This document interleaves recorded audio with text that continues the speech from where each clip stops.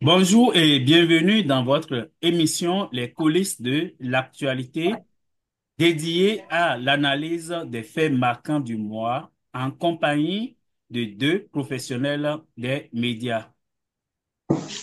Alors que les Béninois attendent avec appréhension le procès de Steve Amosso prévu pour le 7 octobre prochain, Patrice Talon vient d'ouvrir un autre front politico-judiciaire avec l'arrestation le 24 septembre de deux barons du régime, Olivier Bokor et Oswald Omeki.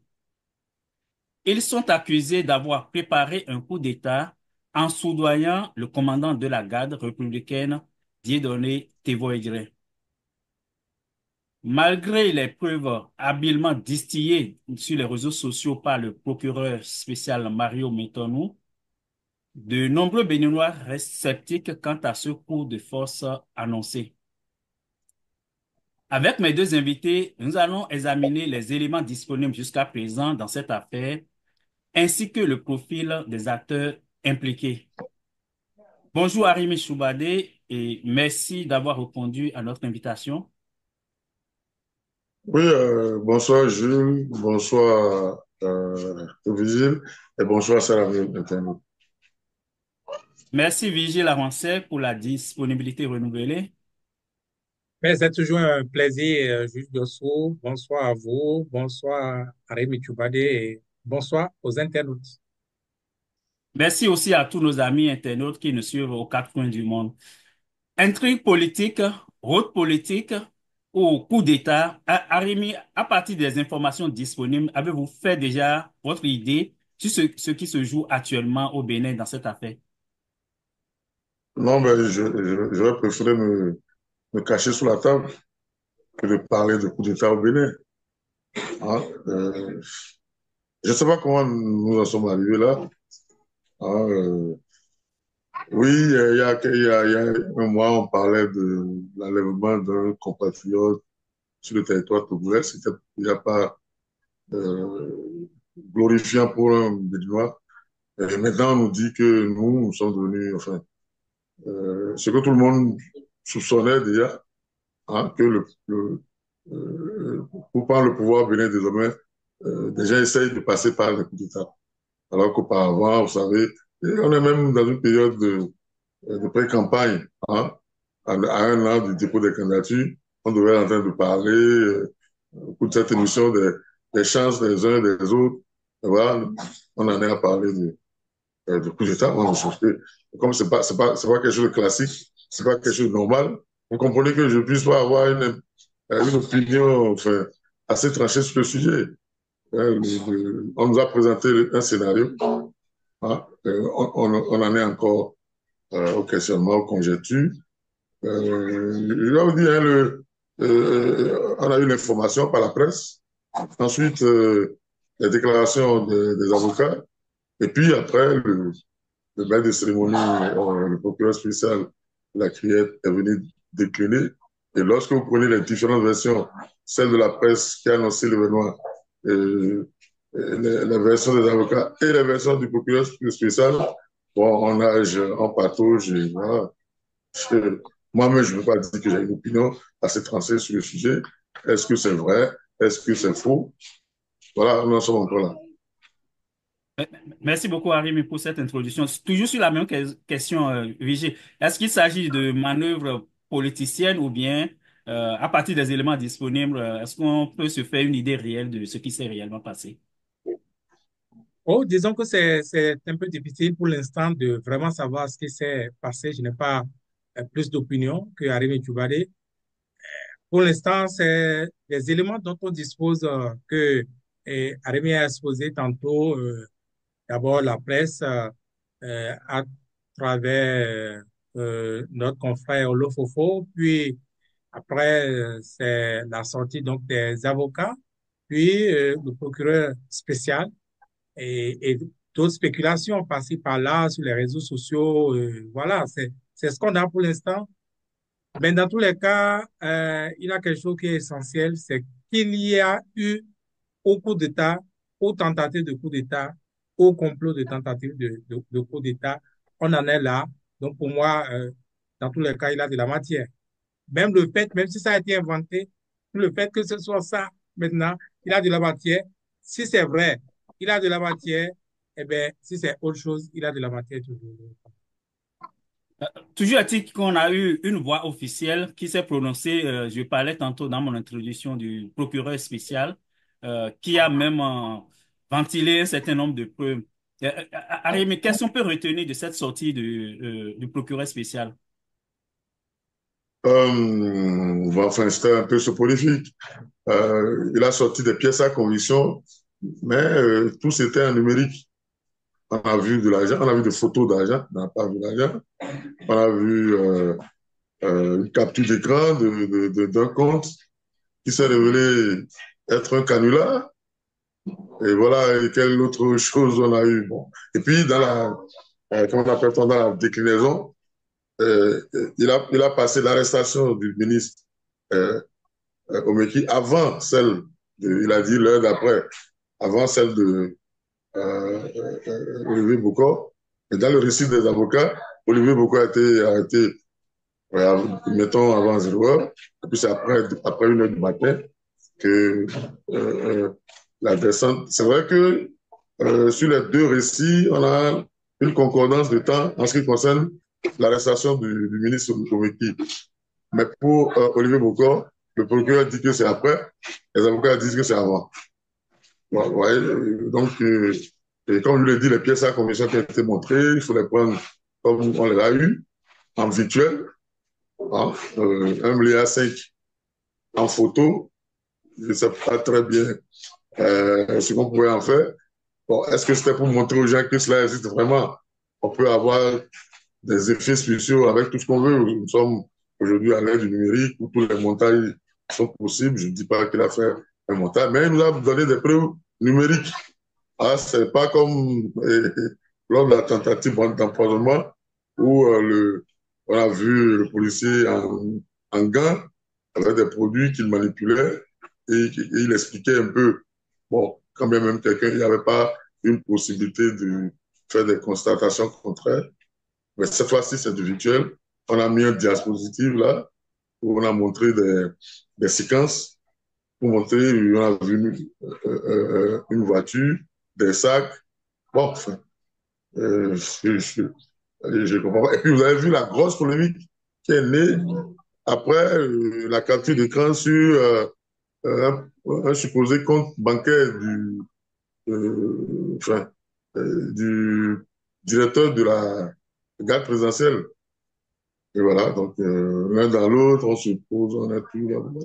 On peut pas. Bon, moi, je ne veux pas dire que c'est vrai, moi, je vais souhaiter que l'intervention des avocats intervenus survienne après, ou bien même après leur sortie. Une fois que le procureur spécial était sorti, je m'attendais à ce que les avocats aussi reviennent à la charge pour expliquer que ce qu'ils pourraient relever comme des inexactitudes ou des non-dits. Bon, tout le monde est resté sur sa fin jusque-là. Et on a eu deux sorties juste à poser qui ne se corroborent vraiment pas. Ah, c'est comme le jour et la nuit. Alors, donc, il faudrait trouver une formule pour que nous puissions avoir une version plus ou moins élaborée pour donner. Hein? Bon, c'est vrai que le procès n'a pas encore commencé, mais c'est ce dont nous disposons pour le moment. Hélas. Vigile, sur le point de presse, certains ont reproché à la justice béninoise d'avoir divulgué des preuves sensibles dans une affaire aussi sérieuse. Est-ce que l'objectif du procureur n'était pas de mettre fin à des spéculations inutiles? Oui, mais le procureur sait qu'il ne pourrait pas mettre fin aux spéculations ainsi. Au contraire, il en a ajouté. C'est maintenant qu'il a alimenté les spéculations. Et vous avez vu avec la sortie donc des responsables de NCA Banque de la Côte d'Ivoire ou NCA Assurance, eh bien, ça n'a fait que rajouter aux choses. Et je crois que sans me tromper, le procureur doit être depuis dans un gros regret d'avoir fait cette sortie-là, parce que quand c'est arrivé, quand l'information n'est-ce pas, a été propagée. Moi, je me suis retenu de croire que ce n'est pas vrai que NCA n'a pas pu dire ça, n'a pas pu nier ou remise en cause les faits donc évoqués par le procureur. D'autant que il n'avait pas si longtemps, comme on dirait à Porto-Novo, eh bien, on venait, n'est-ce pas, de chercher Lomé avec des preuves. Hein, et parlant de preuves, justement, Jules Dossou, pour l'affaire, quand on fait un parallèle hein, entre la sortie du procureur de Lomé et celui de notre pays, de la Criette, eh bien, les autres aussi auraient pu évoquer des preuves, faire une sortie en règle comme ça, évoquer des preuves, des éléments de preuve. C'est pas, mais vous dites que c'est pour arrêter la spéculation. Nous sommes des juges. Nous, on peut faire quoi? On peut dire oui, avec ça, ça marchait, et du moins que il a raison que c'est effectif, la tentative, ou du moins le coup d'État. C'est vrai que certains ont mordu, hein, s'ils ont mordu, les gens sont prédisposés à ce genre de choses dans le pays. Vous avez vu, tous les partis politiques sont sortis, ou presque, en tout cas ceux-là qui sont sortis, à l'exception hein, de Moël Bénet, tous les autres partis ont condamné, n'est-ce pas, le coup d'État, condamné l'atteinte à la souveraineté de l'État, comme si le procureur était déjà la justice, était déjà un juge, n'est-ce pas, et, comment dire, essayer de dorloter le chef de l'État doucement, hein, nous sommes avec toi. Vous voyez, on est comme dans un jeu, quoi. On est comme dans un jeu, un enfantillage qui ne dit pas son nom. Voyez-vous, je crois que le procureur doit pouvoir se mordre les doigts encore une fois, parce que c'est du factuel ce dont on parle. Il a donné des éléments. Il dit 105 millions de francs CFA sur un compte bancaire. Alors, 105 millions de francs CFA sur un compte bancaire le 6 août. Le compte a été ouvert le 6 août. Les Ivoiriens sortent pour dire qu'il n'en est absolument rien. Le compte à la banque n'existe pas.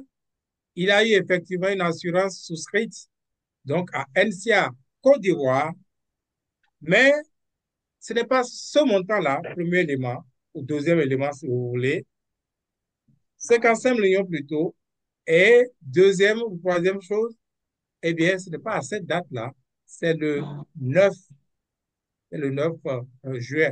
Vous comprenez que le procureur est complètement passé à côté. Bon, il n'a pas senti la nécessité de revenir, n'est-ce pas, euh, euh, euh, euh, euh, nous dire, bon, qui a tort ou il a pu se tromper. Il n'a pas senti cette nécessité. Disons, c'est un débat qui va se poursuivre sans doute au procès, n'est-ce pas? Mais encore une fois, ça avilit l'image de la justice, ça avilit, n'est-ce pas, l'image du Bénin. Et ça donne l'impression que cela a été vrai ou pas, ça donne, je veux dire, le coup d'État, hein, ça donne l'impression que ça ne va pas au Bénin, qu'il y a comme un acharnement, il y a comme une instrumentalisation de la justice, une politisation de la justice, passant toujours par les mêmes acteurs, en l'occurrence le procureur spécial. Et cela ne fait pas du tout sérieux parce que entre lui, le procureur, et eh bien, les responsables de NCA Côte d'Ivoire, moi je préfère croire les responsables de Côte d'Ivoire. Et voyez-vous, ça donne d'autres choses. Au Bénin, ça aurait été NCA Bénin qu'il n'aurait pas de rectificatif hein, parce que eh bien, tout le monde a peur. Ils ont dû consulter, n'est-ce pas, les responsables de NCA et Bénin pour dire, bon, voilà, ce que votre procureur a dit, ce n'est pas exactement ça. Et nous, on veut faire. Et on a pu leur dire, non, ne le faites pas, sinon, ils sont capables de mettre NCA en difficulté au Bénin, regarder les intérêts. Comme ça se fait ordinairement au Bénin, quoi. Et puis, les autres ont dit, bon, on fait un choix. Aujourd'hui, dans tous les cas, et ils n'ont pas de choix parce que s'il a des représailles contre NCA, ben, les Béninois vont constater, l'opinion va également constater, n'est-ce pas? Donc, le procureur spécial, encore une fois, Mario Metonou, est passé complètement à côté et cela ne fait pas l'honneur de la justice. Cela ne rehausse pas l'image de notre justice. Même si c'est un procureur, même si c'est, disons, c'est pas encore le juge quoi, qui s'est prononcé, ce n'est pas du tout bon parce que ils auraient dû se dire comme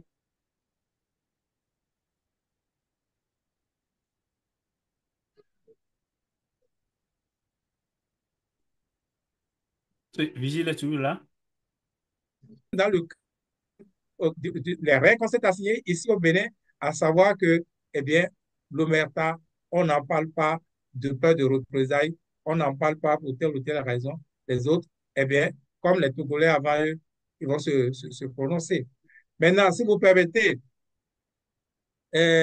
pour venir au fait, coup d'État, moi, je me pose beaucoup de questions.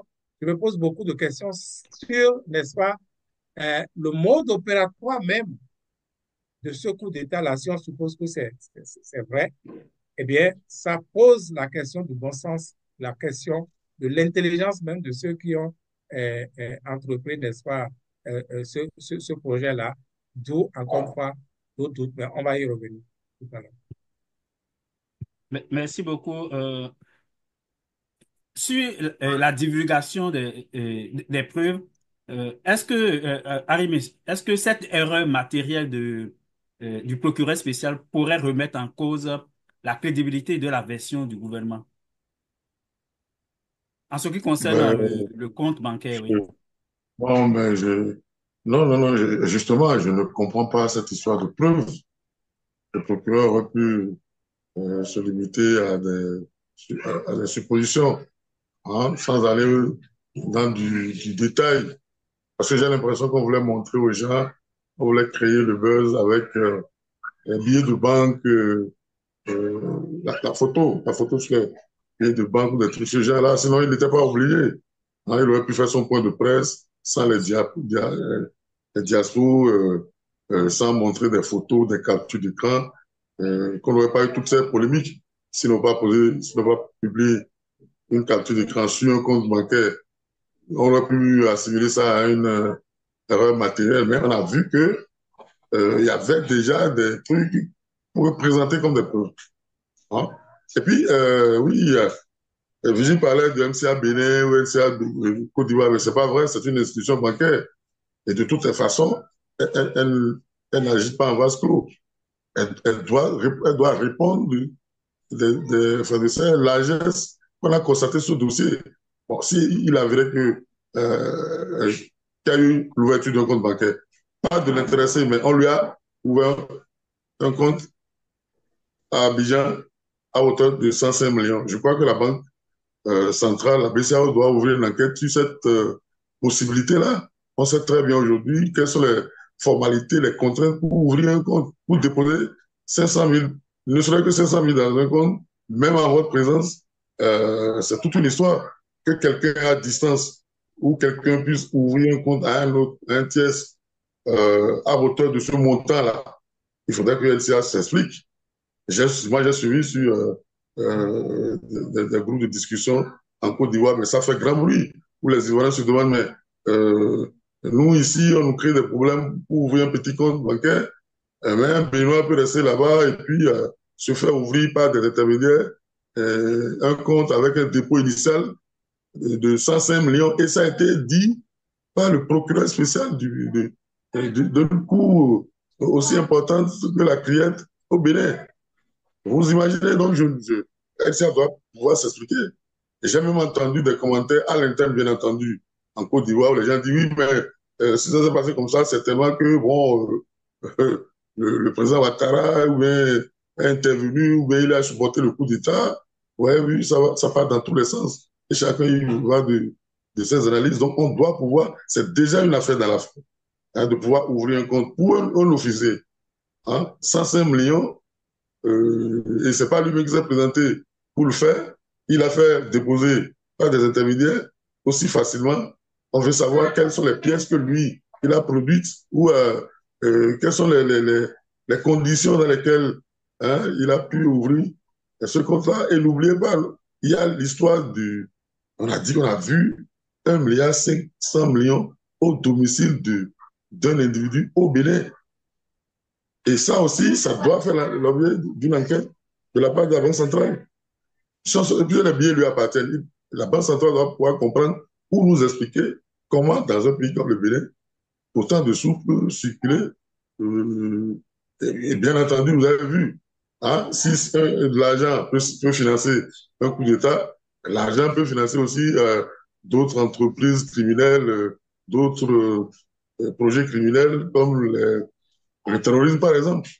Et donc, vous avez vu, rien que sur ces deux éléments, ce sont des affaires, dans des affaires qu'il va falloir élucider. Et j'ai pas compris comment, dans une telle désinvolture, dans une telle facilité, le procureur spécial est venu parler de ces choses-là, et sans en parler, et puis il est venu comme si l'enquête était finie sur ce sujet-là, il les a présentés comme des preuves matérielles. Quand bien même c'est en virtuel, c'est sur des vidéos, des trucs, et que bon, c'est pas l'agent, il n'a pas amené l'agent lui-même, c'est la photo de l'agent qu'il a amené, mais la capture d'écran renseigne suffisamment sur l'opération dont on parle. Il faudrait qu'on élucide comment un officier béninois, hein, dans l'entendement même du procureur spécial, hein, comment un officier on peut faire ouvrir un compte à un officier à Abidjan sans sa présence, sans son consentement et déposer autant d'argent. Comment cela s'est produit? Et on doit pouvoir élucider et tout ça. Maintenant, on doit présenter en fait des preuves qui sont elles-mêmes des sujets à débat, à grand débat même. Alors donc, et apparemment, le procureur n'en faisait même pas cas. Et on a fait tout ça. Remarquez qu'on est allé chez le ministre. Enfin, si on suit le procureur, les arrestations ont eu lieu le premier à 1h du matin, le deuxième à 2h du matin. Le procureur spécial lui-même, hein, vient dire qu'il y a une arrestation, il y a une descente policière sans mandat dans des domiciles privés, enfin, au moins dans un domicile, parce qu'il n'a pas dit le lieu où on a arrêté Olivier Boucault, mais il a expliqué qu'au domicile donc la police allait faire une descente, une arrestation, des saisies dans un domicile privé à 1h du matin et a procédé à une autre arrestation à 2h du matin, sans mandat. Et le procureur spécial assume. Tout comme il avait assumé que quelqu'un l'avait appelé pour dire qu'on a ramené un suspect d'un pays voisin et qu'il il a recelé lui-même, il en a fait un procès par la suite. Il y a quand même à se demander, à se poser beaucoup de questions sur cette justice béninoise-là qui enfin, qui nous sort des miracles, des trucs extraordinaires chaque mois. Hein? Tout le monde doit se poser des questions sur en tout cas, cette justice béninoise, elle donne l'impression de tout, sauf d'une justice sereine et pertinente. Hein? Et que le procureur puisse endosser. Nous, on a souhaité, déjà dans le dossier de Steve Aboutsou, que des voix officielles viennent situer l'opinion publique, ce qui est normal. Et que, ça veut dire que le fait de n'avoir même pas parlé dans le dossier Steve, c'était encore plus, comment l'appelle-t-on? C'était mieux de le faire C'est ainsi mieux pour lui. que de venir encore dire, bon oui, on est allé arrêter des gens à 1h du matin, sans mandat, on a perquisitionné, on a emporté des objets, on a arrêté des gens. Et moi, procureur spécial, et le procureur n'a même pas expliqué comment lui, il a été informé de l'affaire. C'est pas un coup de fil également que l'officier qui a mené l'opération, elle a informé qu'il a arrêté un tel ou tel, qu'il a retrouvé, qu'il aurait retrouvé. Et puis, mais dans ce dossier, vous savez, moi, dans un autre côté, c'est ce qui m'a paru un peu bizarre, ce sont les déclarations des avocats. Hein? Un avocat qui vient parce qu'on a arrêté son client, il a des trucs à reprocher à la justice, et c'est lui qui dit qu'ils ont découvert du numéraire dans le véhicule de son client. Je suis désolé. S'il a déjà accepté lui-même qu'il y a des numéraires, que les autres disent que c'est 1,5 milliard ou que c'est 3 milliards, je ne sais pas comment il va se dédire plus tard. Hein? Moi, je pensais qu'ils allaient venir pour expliquer les conditions dans lesquelles son client soit arrêté et les violations des droits de la défense que eux ils ont enregistrés. Jusqu'à ce moment-là, le procureur n'avait pas encore parlé. C'est pas à eux de dire, oui, on a retrouvé des numéraires. Le retrouver des numéraires, ça veut dire qu'il n'a pas donné montant. Ouais. Le domicile de son client n'est quand même pas une banque pour qu'on puisse y découvrir des numéraires. Hein, bon, enfin. Et donc, je crois que l'un dans l'autre, on a été trop dans la précipitation. Et dans cette précipitation, il y a des choses qui sont sorties. Je ne sais pas comment on va les rattraper plus tard. Et c'est une affaire aussi sérieuse. Et comme ce qu'on, l'accusation qui est là, attentat à la sûreté de l'État, tentative de coup d'État, et, et tout le reste. Donc, moi, je reste. Tout est conflit pour moi, aussi bien. Vous avez vu les avocats de la défense. Et heureusement, l'avocat disait même, déjà quand il disait, nous sommes des avocats de Anzoua Tomeki et de Théo Dirait. Bon, après, il dit non, mais on ne l'a pas vu. Et quand on est parti là, nous, on n'a pas vu le commandant de la garde présidentielle pendant l'interrogatoire. Nous avons juste assisté à l'interrogatoire du ministre Moki. Bon, là, on avait déjà commencé par sentir que, bon, il y avait une solidarité entre les deux. Et quand on rencontre, quand on appelle ça dans le déroulé hein, de ce qui s'est passé au domicile Omeki, on a cru entendre que les deux ont été arrêtés. Alors, si c'était vrai que l'officier travaillait ou était, comment appelle-t-on, en symbiose avec les enquêteurs, je ne comprends pas pourquoi ils ont fait le cinéma de l'arrêter aussi, comme l'autre, comme le ministre. Je crois que si l'officier était infiltré, et dès l'arrivée de la police, on devait décliner tout ça, on devait faire des procès verbaux de constatation. Et puis, chacun devait signer le montant qu'on a trouvé.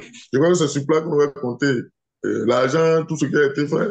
Et que après, on dit, bon, voilà. Donc moi, franchement, on nous a servi des choses, mais à l'arrivée, on nous a embrouillé davantage. On a embrouillé davantage l'opinion.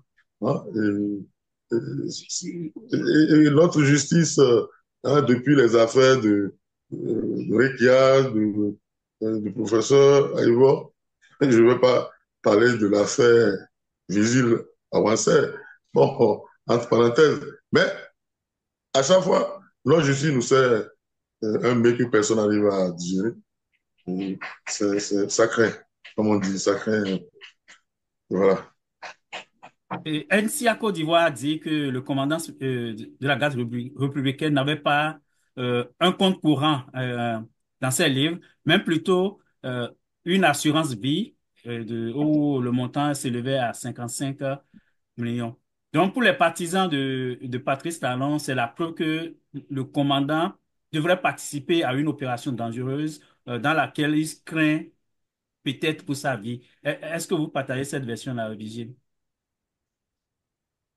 Non, c'est plausible. C'est plausible, effectivement. Une assurance vie est, disons, plus solide dans ce cas-là pour une telle entreprise qu'un compte bancaire, par exemple, de mon point de vue. Hein.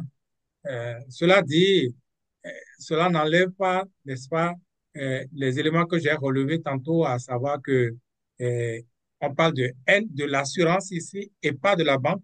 Et vous savez très bien que c'est deux entités différentes, distinctes, même si les deux appartiennent au même groupe, NCA et Côte d'Ivoire, eh bien, la maison d'assurance est une société à part.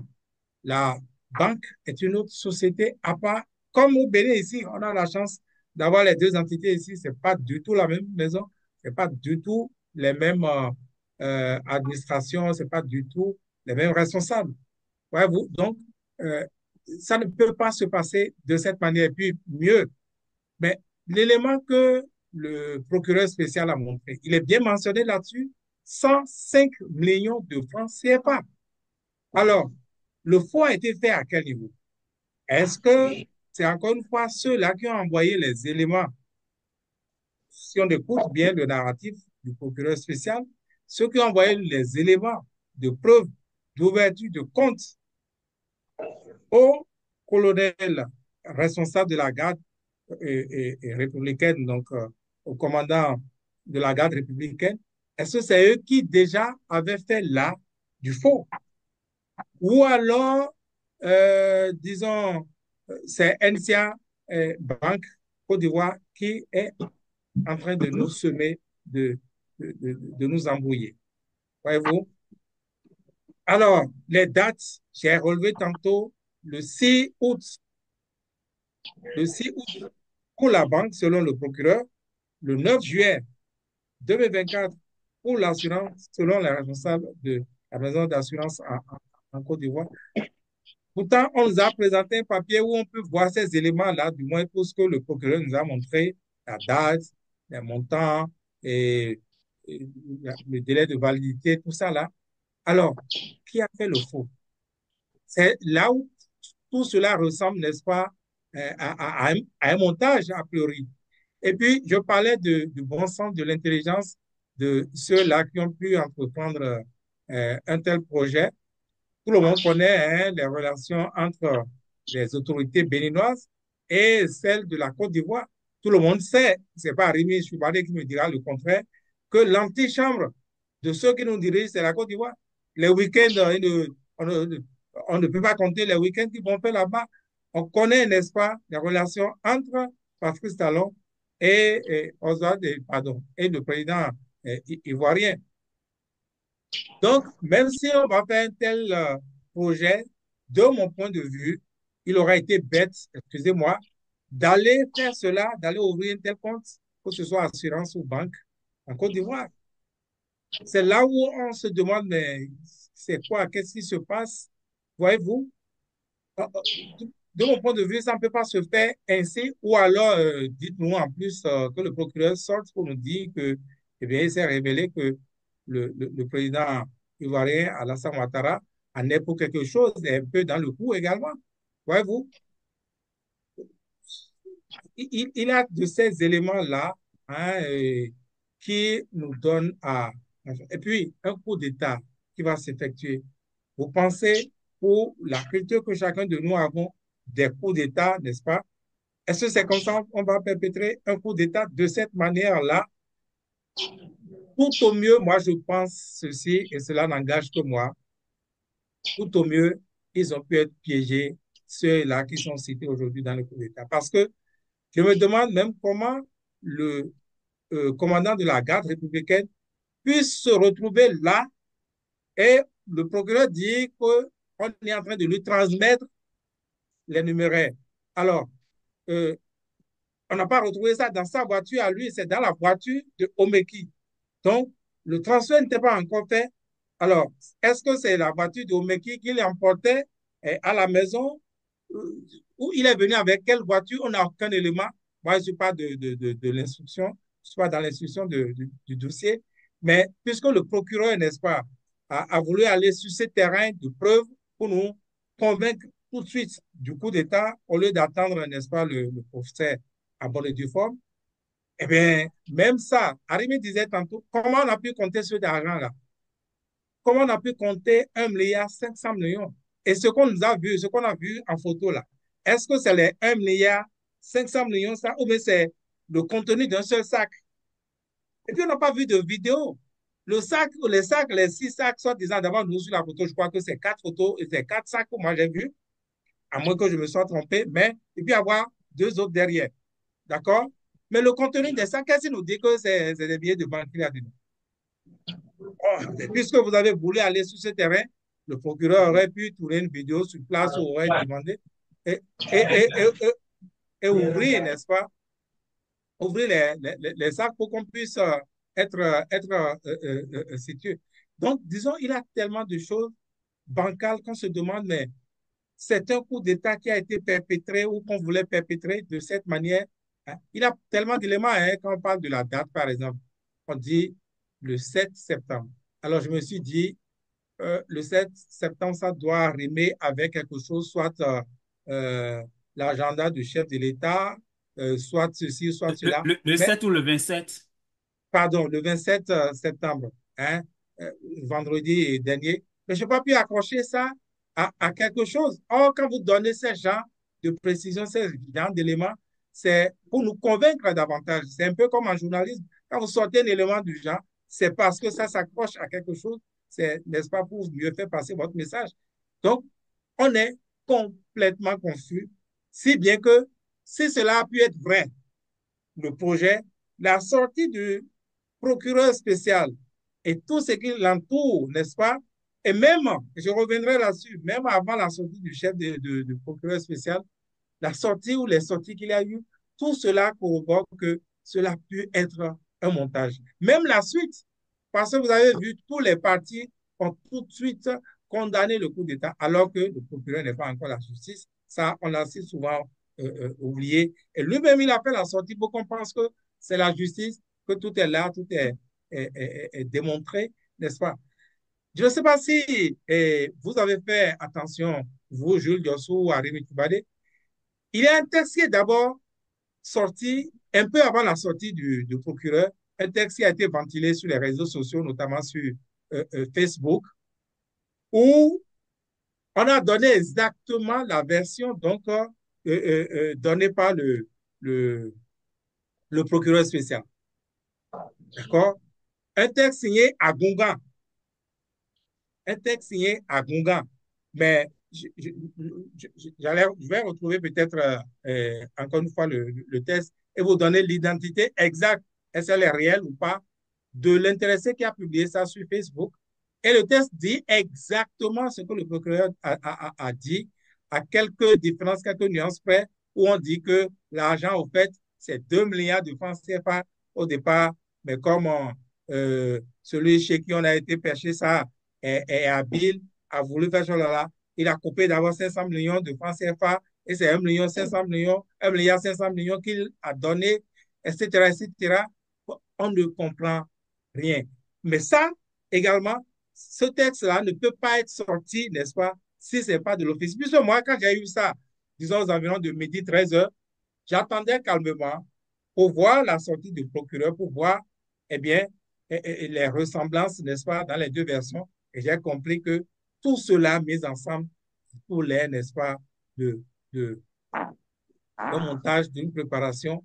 Cela dit, bon, on n'a pas encore d'éléments, le procès n'est pas encore cela. Mais même si cela a pu être vrai, je dis encore une fois,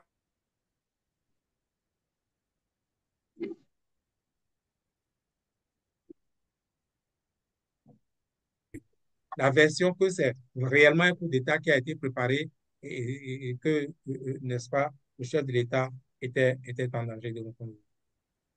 Donc, on a encore beaucoup de points d'interrogation sur ce sujet, mais on va voir un peu l'aspect politique ou bien l'implication politique. On sait que depuis plusieurs mois, ou bien on peut dire, oui, depuis plusieurs mois, des partisans de Olivier Bokor, on a vu une rencontre à Lokossa où les anciens ministres Séverin Quenom et Oswald Omeki ont dit clairement que leur candidat, pour paraphraser, c'est bien sûr Olivier Bokor. Donc, est-ce qu'on peut voir dans tout ce qu'on a eu cette semaine, est-ce que cette affaire peut être perçue comme cette ambition, la conséquence de cette ambition démesurée de Olivier Bokor qui n'a pas voulu s'aligner sur la position de Patrice Talon Arimé?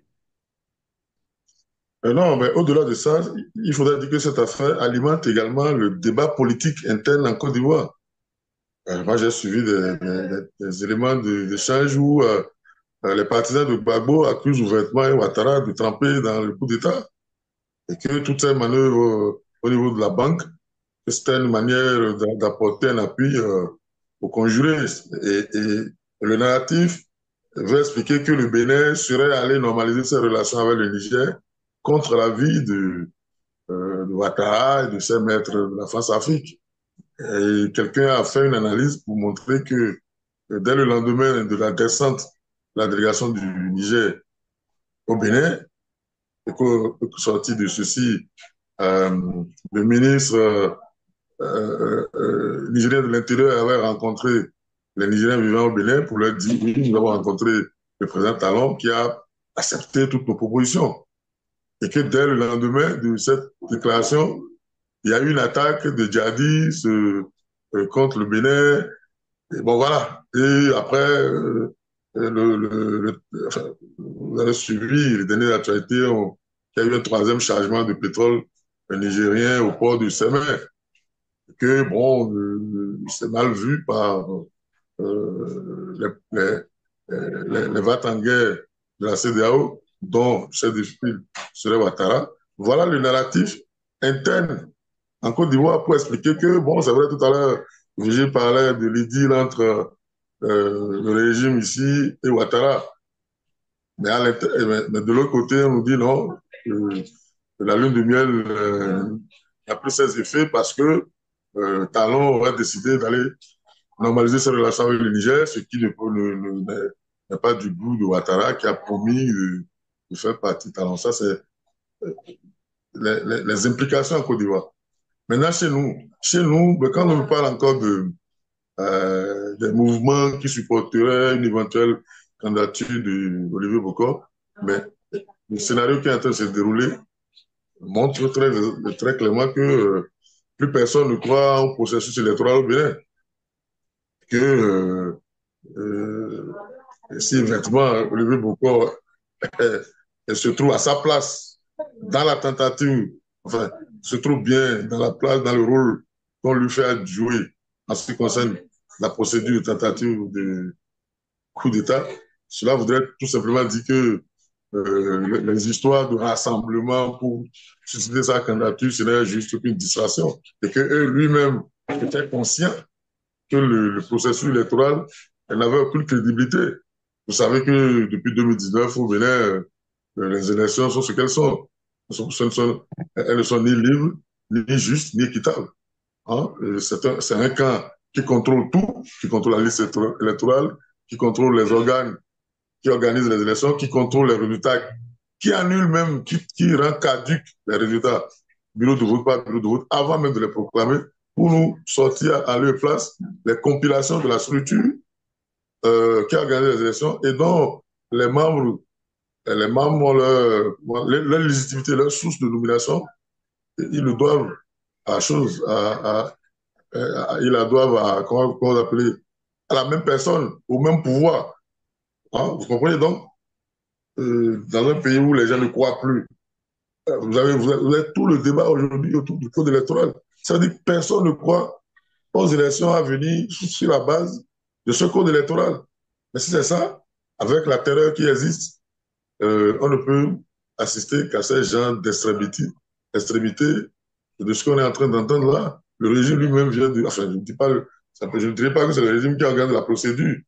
Hein, pour le moment, on n'en est pas encore là, mais cette procédure vient montrer que le système électoral au Bénin, le processus électoral au Bénin est un faux et que personne n'y croit. Et que les gens, ceux qui veulent prendre le pouvoir, imaginent qu'aujourd'hui, il n'y a rien à espérer des élections et qu'ils vont passer à d'autres moyens. C'est à cela que nous sommes arrivés. C'est-à-dire que à l'interne au Bénin aujourd'hui, le débat électoral n'intéresse plus personne. Parce qu'on sait déjà, c'est comme si les résultats sont écrits à l'avance et que, bon, ce n'est même pas la peine d'essayer. C'est pour ça, aujourd'hui, on a un débat sur le coup d'État. Et vous avez des partis politiques qui se lancent dedans pour soutenir le chef de l'État, pour soutenir le chef de l'État. Moi, mais je n'ai rien compris. Hein, ça me rappelle l'histoire de la tentative d'empoisonnement que eux-mêmes, ceux qui sont aujourd'hui au pouvoir, disaient que la tentative d'empoisonnement n'était pas vraie. Parce que FCBE et consorts soutenaient Yahi.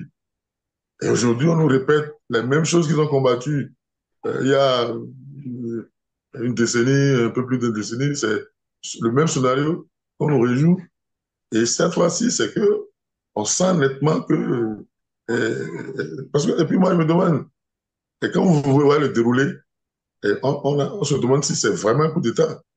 Un coup d'État qui n'implique pas l'armée, parce que la grande présidente, la garde républicaine ou présidentielle, je ne sais pas très bien comment ils appellent ça, c'est pas l'armée.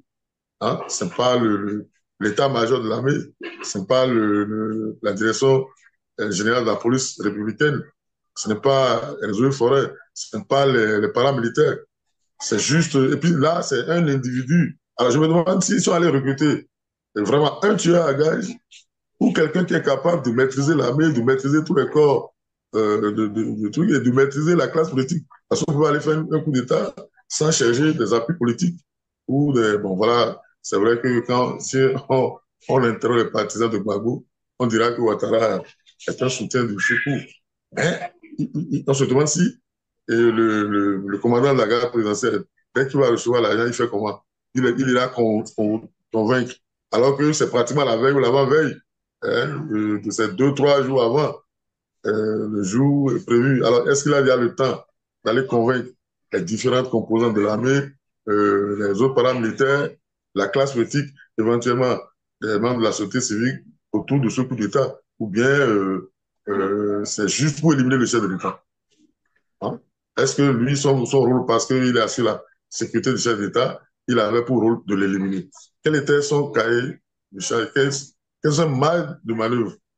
Hein? Généralement, quand on dit coup d'État, c'est que on a démantelé, qu'on appelle tout un réseau, hein, de politiciens, de militaires, d'exilés, de ceci, de cela. Ici, c'est tellement chirurgical que on se demande qui a assez à que au Meki. Et c'est vrai, on a dit, au début, on croyait qu'ils étaient trois. Et dans le cas de figure, ils sont réduits à deux. Ils ne sont que deux conjurés. Et on est allé faire une descente. Et c'est pour ça qu'on devait faire les choses dans les règles de l'art. Je me demande si, je veux bien savoir quel est le test, hein, de procédure pénale qui a été utilisé pour aller faire une descente dans un domicile privé à cette heure-là, à 1 heure du matin, et éventuellement à 2 heures du matin. Et quelles sont les dispositions qui ont été prises sur place pour que tout le monde soit d'accord sur le déroulé de ce qui s'est passé sur place? On doit avoir un procès verbal, hein, des constatations officiellement consignées quelque part. Qu'est-ce qu'on a retrouvé? Oui, c'est pour ça que je dis toujours, je me pose toujours la question de savoir pourquoi les avocats ont parlé de numéraires alors que personne ne les a interrogés sur le sujet. Ce qui concernait les gens, c'était leurs clients. Est-ce que ces droits sont assurés? Est-ce qu'il y a des manquements? Comment ils sont en train d'élaborer leur stratégie? Eux-mêmes, ils ont dit qu'après comment vous appelez, après l'interrogatoire, ils n'ont plus la possibilité de voir leurs clients. Ils n'ont même pas la possibilité d'avoir des informations sur Olivier Bocor. Mais ça ne les préoccupe pas. C'est ce qu'on aurait retrouvé dans la maison qui les intéresse. Et moi, j'étais tombé de nuit. Et donc, pour que tout le monde soit d'accord, il y a quand même des procédures en matière judiciaire où, ne serait-ce que par rapport aux pièces à conviction. Si vous sortez une pièce à conviction qui ne convainc même pas tout le monde, sur lequel tout le monde n'est pas d'accord, ça veut dire qu'on ne sait même pas sur quel élément repose désormais l'accusation. Est-ce que c'est Omeki qui a reconnu qu'il avait chez lui 1,5 milliard et tantôt, Vigile parlait de 2 milliards et qu'il aurait soustrait frauduleusement. Il a volé il a volé dans le vol, comprenez, 500 millions. Mais les 500 millions devaient être dans la maison. Hein, et on devait pouvoir faire les fouilles pour les retrouver. Enfin, moi, je dis des choses, hein, mais quand même, quand on nous a livré le déroulé, en principe, on devait plus être dans les questionnements, peut-être sur les détails. Mais ici, c'est tout le déroulé qui pose problème. Hein? Donc aujourd'hui, au niveau de la classe politique, on accuse même les démocrates que jusque-là, ils ne sont pas prononcés pour condamner. Comme si il était avéré que le coup d'État, enfin, la tentative était vraiment réelle et que voilà, et tous les partis qui soutiennent l'action du gouvernement sont sortis pour... ça veut dire que personne ne s'occupe des élections à venir. Tout le monde s'occupe de est-ce que le chef d'État est encore en place ou pas. Le débat politique lui-même, on ne sait même plus là où ça se trouve aujourd'hui. Est-ce que c'est autour du code? Est-ce que c'est autour de la rentrée scolaire un peu poussive pour les populations? Est-ce que c'est autour de la vie chère? Est-ce que c'est autour des... Bon, on ne sait plus aujourd'hui où est-ce qu'il faut mettre le curseur du débat politique.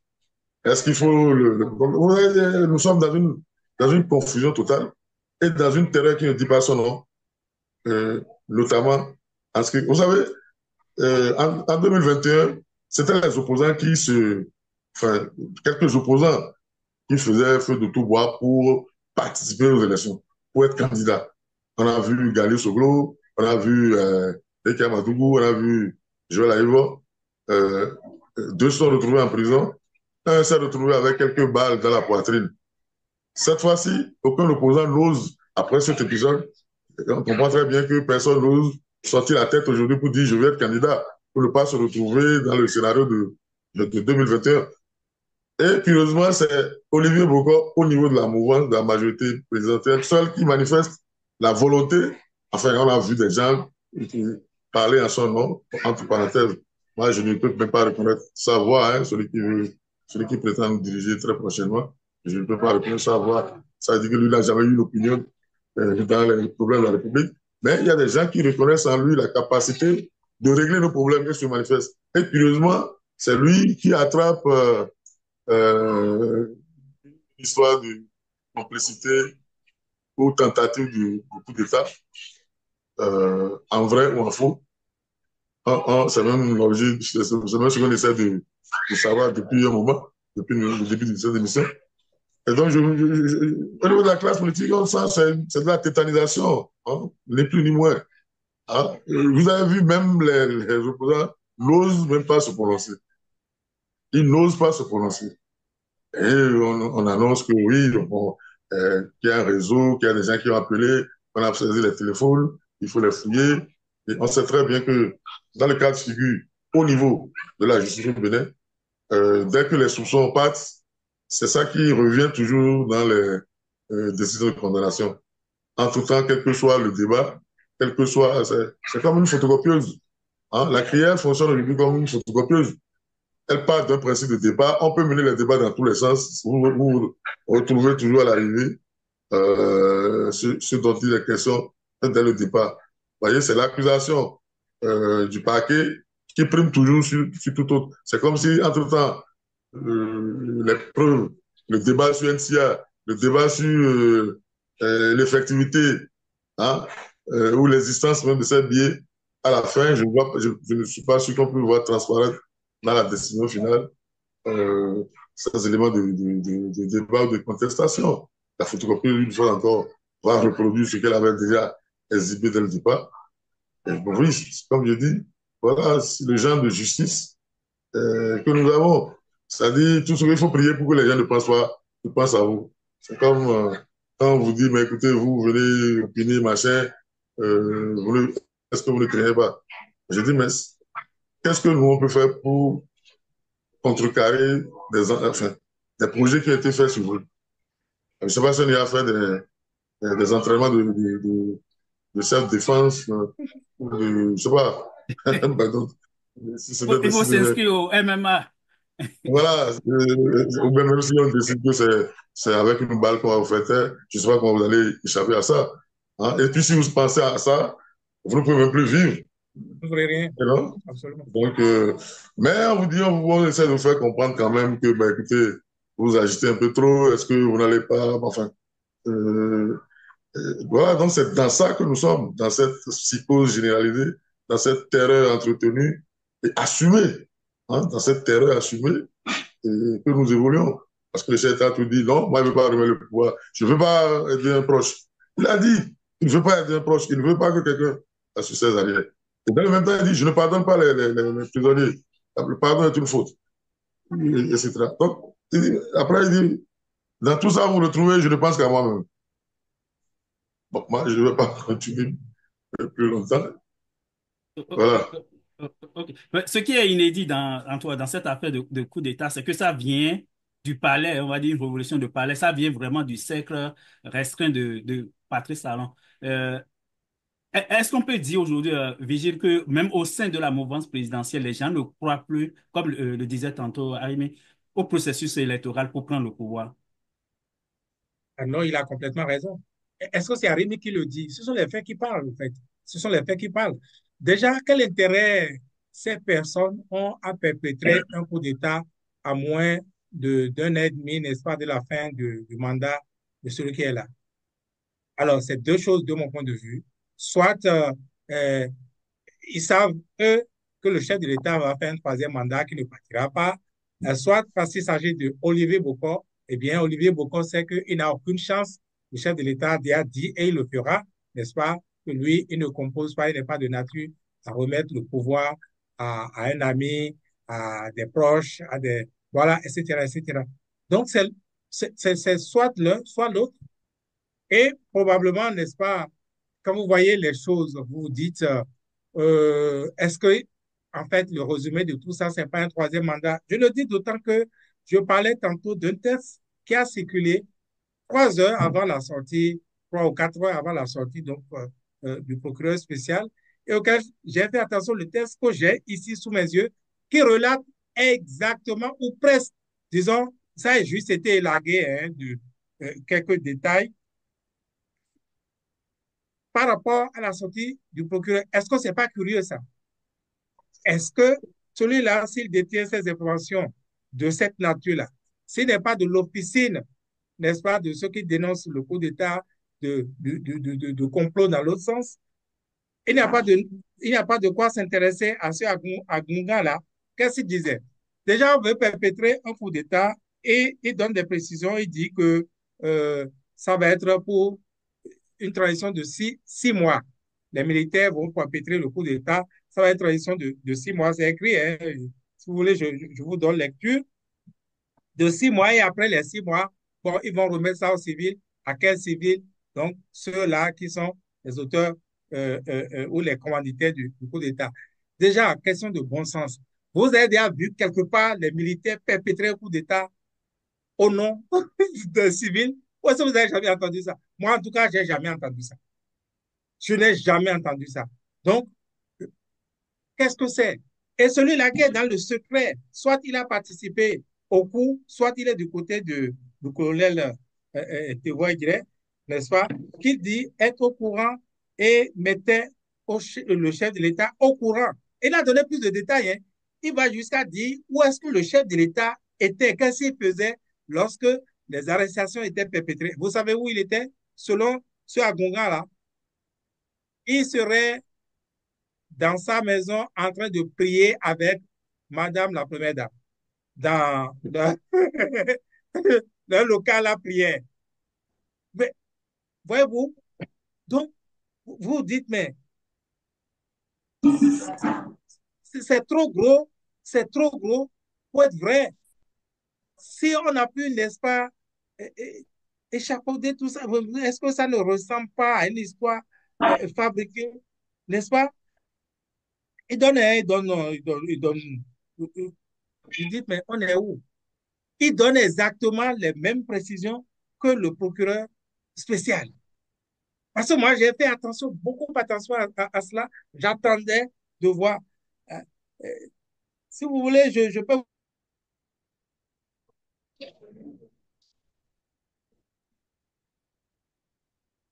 Il est à recommander que, eh bien, l'institution puisse s'occuper également de ça. Et mais si on a pu le faire, ce n'est pas vous et moi qui allons, n'est-ce pas, fabriquer un tel texte, n'est-ce pas, toujours histoire de faire croire aux Béninois que tout ça, c'est vrai, n'est-ce pas? Et quand vous voyez l'autre pan, après ces sorties, c'est les partis politiques qui sortent, n'est-ce pas, comme on aurait vu dans d'autres pays, à Wableo et Yanhoué, Djédjé Wadede, ACA, Sosun Mokwan, Avia Viblo, Menawe, des trucs comme ça, c'est complètement enfantin, quoi. Vous voyez que c'est complètement enfantin. Je parle des partis politiques, hein. Et avant peut-être que, n'est-ce pas, la grande criette ne prenne le relais, parce que Arémé dit qu'il n'a pas de justice et je suis d'accord avec vous. Vous savez, dans moi, mon cas, avec les théories de Doha, comment il s'appelle, le gardien, n'est-ce pas, a dit par la suite qu'il a bel et bien, malgré tout ce que vous savez, il a dit au cours du procès, qu'il a bel et bien discuté avec les policiers. Le minimum, c'est quand même de faire une confrontation entre le gardien et les policiers, oui ou non. Le minimum, si on ne va pas le faire en public, on aurait pu le faire dans une salle, mais ça n'a jamais eu lieu. Et nous avons été quand même condamnés. Donc, vous voyez, il n'y a pas de justice. Le narratif, n'est-ce pas, du paquet va être celui qui va être confirmé, malheureusement. Bon, peut-être que, comme c'est. C'est la... Oui, la photocopieuse. Oui, c'est la photocopieuse, et je suis d'accord. Comme ça a été déjà même la photocopieuse de ce Agunga-là, le discours du paquet, la photocopieuse. Mais finalement, on se dit, mais même si ça peut être vrai, alors il s'est passé quoi? Soit on a pu miroiter, n'est-ce pas, aux intéressés que, effectivement, un coup d'État est possible. Dans ce cas-là, ils ont mordu, ce qui est possible, parce qu'ils ne sont pas les premiers régimes autoritaristes, des régimes hein, de dictature, parce qu'un troisième mandat et tout le reste, c'est un semblant de démocratie qu'on exposerait. Hein. Ils ne sont pas au premier complot du genre. Et dans la foulée, il y a quelqu'un, l'ancien directeur général de la police nationale, pour ne pas le nommer, qui dit par exemple que beaucoup l'ont approché pour perpétrer du coup d'État. Donc, on suppose que c'est quand il était encore en fonction, n'est-ce pas? Mais qui sont ceux qui approchent les gens dans la République pour proposer des choses du genre? Je crois que c'est intéressant à savoir parce que on peut vous approcher et ça, c'est intéressant pour les uns les autres de le savoir, ou vous miroiter des semblants de coup d'État, savoir que, ah bon, donc vous êtes dans le complot, alors qu'on sait que vous êtes potentiellement dangereux. Donc, c'est pour vous mettre hors d'état de nuit pour régler ça. Et quand vous regardez bien le contexte, ça dit que c'est effectivement cela. Vous vous dites, dans tous les cas, Olivier Bocor, libre, était un gros problème pour le chef de l'État. Et Dieu sait que lui-même, il a trop mal joué. Son ambition n'était plus du tout cachée, même si on m'a dit, lui-même, il disait qu'il n'avait rien à voir avec les groupes d'agitation dans le pays. Mais c'était difficile, n'est-ce pas, de le prouver. C'était difficile de... Et puis, quand vous suivez les uns les autres, parce que Agungan, le fameux Agungan l'a dit, il était surveillé depuis. Agungan dit qu'il était surveillé depuis. Quand vous lisez le procureur également, ils étaient surveillés depuis. Et donc, voyez-vous, donc c'est un problème de régler et on sait qu'il a de l'argent. Donc, si on veut financer, n'est-ce pas, des troupes. Et puis, comme Arimi le disait, c'est les mêmes, puisque dans l'affaire de tentative de coup d'État, ce sont les mêmes acteurs. Donc, que ce soit vrai, que ce soit faux, ils connaissent ces réalités-là. Ils savent comment on peut déstabiliser un pouvoir, comment on peut faire ceci, cela, n'est-ce pas? Et puis, mais, écoutez, euh, parlons-nous franchement, on connaît maintenant les acteurs là. Pour ceux qui ne les connaissaient pas, au moins la plupart des Benoît les ont vus faire depuis 8 ans. Ce ne sont pas non plus des anges. Vous ne savez pas, ils ne pensent pas que, n'est-ce pas, au jardin d'Éden, quand ils dorment ou quand ils sont dans des plans. Donc, ouais, moi, je pense que euh, il y a d'autres dimensions à plus disons, de tous ces flous, toutes ces interrogations auxquelles on n'arrive pas à trouver des réponses. Moi, il y a d'autres dimensions que cela m'inspire et sur lesquelles certainement on va revenir tout à l'heure. On a parlé, ou bien plutôt depuis 2019, on a connu les procès de Joël Aïvo, de Rekia Madougou, procès pour lesquels les opposants ou bien les sympathisants de ces personnalités ont dit que la justice n'a pas été équitable ou bien c'est une justice politique. Est-ce qu'aujourd'hui, Arimi, dans le cas de euh, Olivier Bocor ou bien Oswald Omeki, on aura droit à une vraie justice? Non, ce sont les autres qui vous accordent votre crédibilité. Vous avez oublié les procès contre Komi Kouché, procès contre Léali, les procès C'est-à-dire, oui. contre Adjavon. Même Euh, Méthodion aussi, voilà, non, je parle de ceux qui sont à l'extérieur. à Si c'était l'extérieur, une, ok. oui, si c'était une justice crédible, quelle que soit la justice, quel que soit le pays dans lequel ils Et sont, puis, le Bénin, vous oubliez le fils Soglo, Ghanéou Soglo, sur lequel on a tiré. La justice ne nous a jamais élucidé cette On affaire-là, attend par toujours exemple. ouais, Ouais. le tout à résultat fait, des enquêtes. ouais, ce que veut faire remarquer, si la justice était crédible, aucun État n'allait s'opposer à l'extradition de ces messieurs-là pour qu'ils viennent subir leur peine. Le fait même que ces gens-là aient été jugés, condamnés et que les pays, leur pays d'accueil ne daignent pas les retourner au Bénin, on a vu dans certaines procédures que des États ont collaboré au retour au pays de certains prévenus, hein, qui n'étaient même pas encore condamnés. On a vu le cas de Carlos Adouano, on a vu le jeune Wilfried, on a vu KGB, enfin, Kiki Sagbe, hein, on a vu Rapati au Bénin, et dans le cadre de la coopération internationale.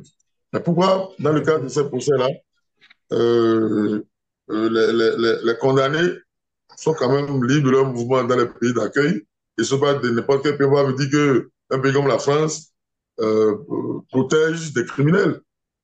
Hein? Et si la France n'a pas voulu les extrader, c'est certainement parce qu'elle n'a pas confiance en leur justice. Il faut dire les choses telles qu'elles se présentent.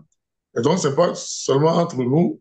Oui, c'est vrai, les Rekia sont restés en prison, les Joël, parce qu'ils étaient sur le territoire national pendant le procès. Hein. S'ils étaient à l'extérieur, je n'allais pas voir un pays qui collabore avec le Bénin. Dans ce cas-là, Diavon Sébastien, il a écopé. Vous souvenez que parmi ses avocats, c'est l'actuel ministre français de la Justice. Et donc, c'est pas, on ne peut pas dire que des pays ont accepté pour ouvrir ces gens-là, alors que la justice est crédible. Si les gens, ces pays-là n'ont pas. Donc, le débat sur la crédibilité de la justice brunoise, elle est bien faite. Hein. Vous allez demander au parquet du tribunal de Lomé ce qu'ils pensent de la justice béninoise. Votre crédibilité dépend des autres. C'est pas vous-même qui dites que nous, on est crédible. Et si à l'interne, donc si à l'interne, nous déjà, on constate que le rendu de la justice nous pose problème, nous cause plus d'interrogations que de solutions, le débat est déjà fini. Hein, le débat sur, on a parlé tout à l'heure de la photocopieuse, où on commence quelque chose, on ne va pas vous accuser, et quelle que soit la nature ou le déroulé du procès, on se retrouve toujours à la fin avec la condamnation. On a l'impression même que c'est le dossier d'accusation qui est transformé en décision de justice. Hein? Tout ce qu'il faut souhaiter, c'est que ces gens-là ne pensent jamais à toi. Le juge pense à toi, ils ont leur accusation, et tu peux amener L'avocat. Les meilleurs avocats du monde. tu peux amener l'avocat du Japon, il peut faire toutes les démonstrations possibles. Voilà, vous avez vu, non? Le Bénin est passé outre l'histoire du communiqué du parquet de Lomé. Et les gesticulations NCA ne vont pas empêcher le procès de continuer. Les interrogations que nous suscitons, ça et là, ça ne peut pas empêcher les gens de passer outre, de continuer. Et donc, la crédibilité de la justice béninoise se trouve dans ça. Et si dans le système, il y a des gens qui sont obligés de recourir à coup d'État, si on s'en tient hein, à la déclaration de la justice béninoise, cela veut dire ce que ça veut dire. On ne peut pas me dire que dans un pays où on croit, est-ce que vous entendez parler de coup d'État déjoué en Allemagne ou même en Italie au pire de la crise politique, même en Grèce, on n'a jamais appris que, oui, prenons même le Nigeria tout près ici, où la rue avait pratiquement pris le pouvoir. Mais les militaires n'ont pas bougé. Et donc, si au Bénin, on nous dit que oui, des gens travaillent à renverser le système, qui nous dit qu'il a été élu démocratiquement, hein, voilà, oui, on va nous dire que oui, même sous Non, mais, Sogo, il y a des Arémi, vous l'avez déjà dit, c'est dans la nature de ce pouvoir-là que cela arrive. Parce qu'à partir du moment où, n'est-ce pas, euh, le combat, ou si vous voulez, la compétition, j'allais dire, voilà le mot, la compétition n'est pas loyale. On n'utilise pas les armes conventionnelles. Quel que soit, on a déjà des habits pour soi, on a déjà ceci, on a déjà cela. Quand cela ne va pas, on peut retourner encore, réarranger les choses en sa faveur. Mais dans un tel contexte, dans un tel environnement, eh bien, c'est dans la nature de ce pouvoir, d'un pouvoir du genre, n'est-ce pas, eh bien, de, de susciter, sans pouvoir faire sans faire l'apologie, loin de moi, hein, de faire l'apologie de coup d'État, c'est dans la nature d'un tel pouvoir, n'est-ce pas, de susciter des prises de pouvoir de cette manière-là, puisque les voies conventionnelles ont été bouchées, eh bien, c'est comme de l'eau, ça va chercher, n'est-ce pas, d'autres issues, et c'est ce qui nous arrive dans ce cas-ci. Ok. Arémi, est-ce que tu avais terminé ou bien Non, enfin, vous avez j'ai déjà fini pratiquement mon exposé hein, Ok. sur la crise de la justice. Donc, De la justice, oui. mais, Donc, mais on va vous savez, aller. non, non, attendez, quand on pose ces questions à des gens comme nous, qui sont des cibles, c'est comme si vous nous demandez d'aller prendre nos clics et nos claques, d'aller nous asseoir pratiquement en prison, avant même qu'on ait tenté une procédure, qu'on le condamne. Hein? On sait très bien que dès que les types vont penser à vous, il n'y a rien qui. La photocopie va travailler du début à la fin. Hein? Les gesticulations, ce n'est pas le problème. Le débat équitable, ce n'est pas le problème. Hein? On parlait d'élections depuis 2019. Vous avez suivi, on a eu en 2019 un Parlement de gens nommés. C'est de la volonté d'une personne que les différents députés ont siégé. On a parlé d'un Parlement de type nord-coréen. Ça a duré 4 ans. Ensuite, quand il a plu d'ouvrir un peu, on a dit les résultats sortis du bureau de vote, c'est caduc. Et on est allé soi-même attribuer 28 aux opposants. Et l'histoire a continué. Hein? Voilà. Et maintenant, les gens du système eux-mêmes estiment que bon, c'est même pas la peine de penser qu'on peut aller. D'abord, pour eux, l'alternative devait être couler de source, puisque leur champion est en train de faire les 2 mandats. Lui-même a inscrit dans la Constitution que nul ne peut faire de son vivant 2 mandats, plus de 2 mandats. Il est en train de faire plus de 2 mandats. Et le débat sur la succession est tétanisé. Bon, et on voit apparaître des tentatives par-ci. Enfin, je ne sais pas s'il y a d'autres tentatives, mais vous savez, nous, on pensait qu'ils étaient heureux et que nous sommes les seuls, enfin, pas nous, ceux qui sont pas oui, ceux qui sont pas du pouvoir, on pensait. Mais si les gens ont peur de leurs amis, ont peur de leurs proches, ont peur de leurs collaborateurs, hein, qui peuvent les déstabiliser, qui peuvent les destituer, qui peuvent les éliminer. Si eux-mêmes sont dans cette psycho-là, ça veut dire que nous sommes tombés dans une terreur, dans une terreur terrible pour que personne aujourd'hui n'est plus à l'aise. Moi, je vous jure que avant, enfin, quand on écoute le petit film, on a l'impression que oui, eux là-bas, ils s'entendent, ils se partagent tout, ils sont heureux. Et que c'est eux, le bas peuple, qui souffraient. Mais lorsqu'on voit, même au sommet, on ne peut même pas compter sur son ami. On ne peut même pas dormir chez soi à 1h du matin, à 2h du matin. S'ils sont dans cette psycho-là, eux-mêmes, eux aussi, avec leur propre gouvernance, mais il y a un problème. Hein? Il y a un problème. Nous sommes. Vous pouvez avoir. Ça donne une idée de ce que le Bénin est devenu. Où personne, a commencé par le chef de l'État lui-même, l'inspirateur du système, l'inspirateur du régime, hein, le propriétaire de tout le dossier, comme il se plaît à dire tout le monde. Si lui-même, il vit dans cette psychose, alors vous n'allez pas demander petit peu si la justice est libre, si les jeux sont ouverts et si l'espace est vraiment dédié à tout le monde. Nous sommes arrangés pour rendre notre pays invivable, pour nous-mêmes. Nous sommes à l'heure du bilan. On vient de faire 2 mandats. Enfin, on s'achemine vers la fin du 2e mandat. Et on devait faire des bilans, mais on se retrouve dans la tétanisation. On ne peut même pas s'exprimer. On ne peut même pas se projeter sur l'avenir. Et on ne peut même pas parler du passé. Hein? Et dans le présent, tout le monde se dit, ben, est-ce que ce n'est pas mon tour? Est-ce que ce n'est pas mon tour? Je crois que voilà, sa manifestation de l'échec du régime. Hein. Je ne sais pas comment ils se sont arrangés pour se retrouver eux-mêmes dans cette situation de terreur. Comme ils disent que Omeki a des ennuis aujourd'hui avec Patrice Talon, lorsqu'on connaît son activisme avant 2016 pour l'avènement de Patrice Talon, quand on me dit que son ami de toujours, le seul qu'il a su assumer, qu'il a su revendiquer, et c'est Talon qui a dit que Olivier Bokor et son ami, pourquoi Benoît le connaissait Olivier Bokor. Hein, on ne connaissait pas ça, on ne connaît pas sa voix, on ne l'a jamais vu dans une manifestation publique. C'est vrai, il paraît que c'est un homme de police, mais tout le monde n'est pas dans le coulisses. On a réservé les coulisses pour les initiés, justement. La grande masse ne connaissait pas, ne connaît pas. C'est lui qui a dit que c'est son ami.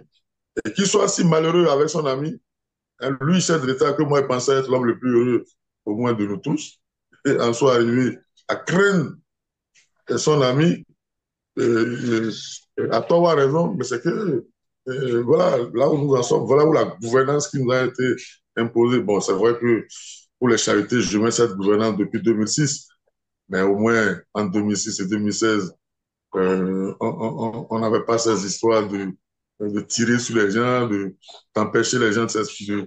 Il y a quelques petits problèmes, mais quand même, il y avait des marges, hein, qu'on pouvait utiliser. Et ce sont ces marges qui ont permis à ceux qui sont au pouvoir aujourd'hui de gagner les élections face aux candidats de Yahi. Vous imaginez qu'aujourd'hui, dans ce cas de figure, il y aura un candidat Je ne sais pas si c'est parmi ceux qui sont en prison, ou si ceux qui sont en exil, ou ceux qui, ceux qui ont été tolérés et qui, bon, on a mal, là, on les laisse vaquer à leur, ça. Ce sont ceux-là qui vont s'organiser et renverser, enfin, par les unes, bien entendu, les gens qui sont au pouvoir. Les résultats des unes, ces gens-là, depuis 2019, n'ont jamais accepté les résultats des unes. Ils vont toujours fabriquer des résultats qui les arrangent. Et le dit, c'est même pas les accuser de quoi que ce soit. Moi, je suis dans le factuel. Si vous voulez, on peut aller élection par élection. Merci beaucoup. Nous allons conclure cette émission. Nous nous acheminons comme ça vers deux grands procès. Le procès du 7 octobre de Steve Amosso et probablement on va connaître dans les prochains jours la date du procès peut-être de Olivier Bokoye et de Oswald Omeki.